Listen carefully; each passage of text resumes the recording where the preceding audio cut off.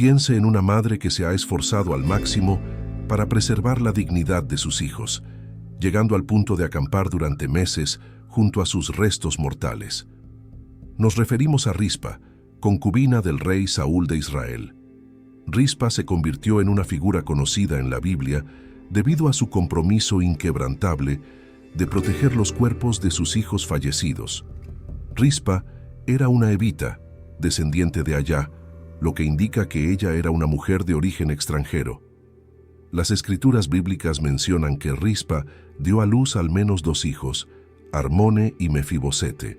Es crucial destacar que este Mefibosete, hijo de Rispa, no debe ser confundido con el Mefibosete que era hijo de Jonatas. En este video descubrirás todo lo que la Biblia revela acerca de Rispa y comprenderás por qué su historia ha estado marcada por tragedias. Para entender quién fue Rispa, es necesario primero conocer el contexto en que ella vivía. Rispa estaba insertada en la corte de Israel en un periodo lleno de intrigas, conspiraciones y cambios de poder. Después de la muerte del rey Saúl, su hijo Esbosete fue proclamado rey de las tribus de Israel, a excepción de la tribu de Judá, que ya reconocía el liderazgo de David. Así, Esbosete gobernaba básicamente las tribus del norte, mientras que David gobernaba la tribu de Judá. En este momento, es importante prestar atención nuevamente para no confundir Esbosete con Mefibosete. Esbosete era el único hijo legítimo de Saúl que sobrevivió, y Mefiboset, como ya hemos mencionado, era uno de los hijos de Rispa, la concubina de Saúl, por lo tanto medio hermano de Esbosete. Además, Mefiboset era uno de los nietos de Saúl, hijo de Jonatas, que estaba lisiado. Entonces, aquel fue un período de gran turbulencia que implicó una prolongada guerra entre la casa de Saúl y la casa de David. En ese escenario, un guerrero llamado Abner, que era el comandante del ejército de Israel bajo la dirección de la casa de Saúl, adquirió mucho poder e influencia en Israel. Sin embargo, en un momento determinado Esbosete acusó a Abner de haberse involucrado con Rispa, lo que terminó generando un conflicto mortal entre ellos. Pero ¿cuál era el problema de que Abner y Rispa se relacionaran? El problema era que Rispa había sido concubina del rey. Al deducir que Abner se había involucrado con Rispa, Esbosete esencialmente acusó a Abner de traición.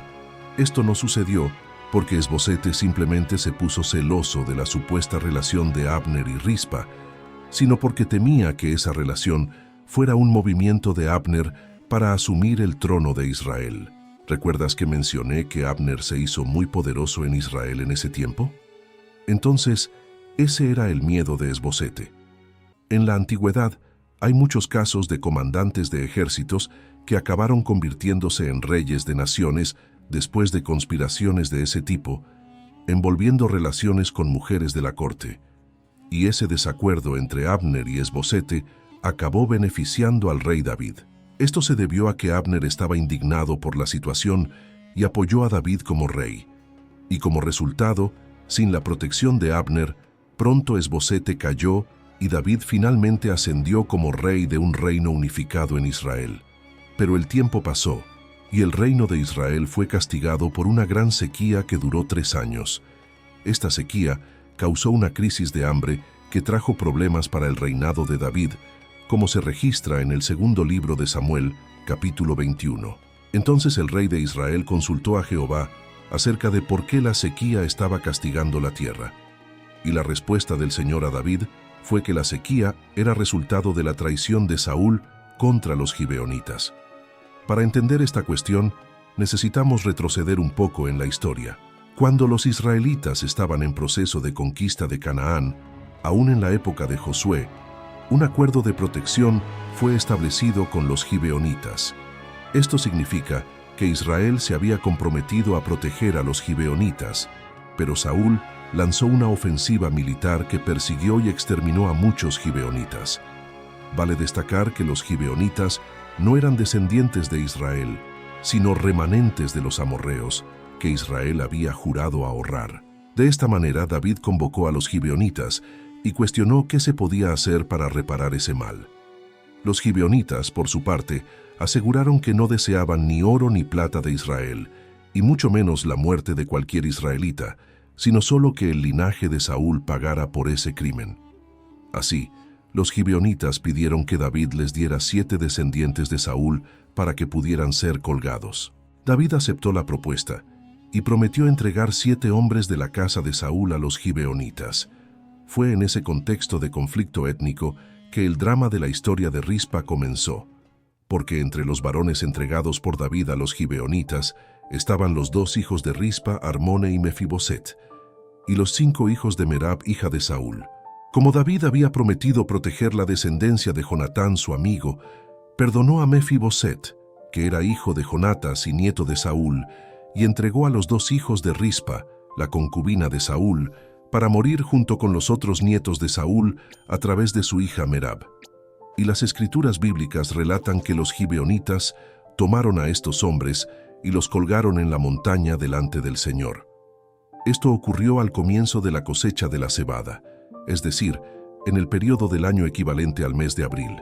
Entonces, en ese trágico escenario, la Biblia relata que cuando los hijos de Rispa fueron ahorcados, ella tomó un tejido áspero e hizo un abrigo sobre una roca cerca del lugar donde los cuerpos de aquellos hombres quedaron expuestos.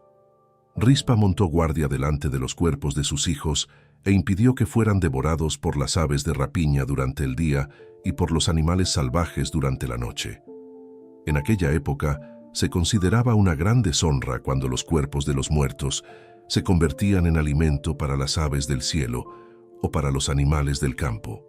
Esto significa que dejar el cuerpo de una persona expuesto, impidiendo su entierro, era una forma de deshonrar a la persona, como leemos en Deuteronomio, capítulo 28, versículo 26.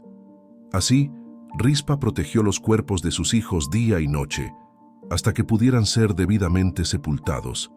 Y eso no fue un proceso rápido.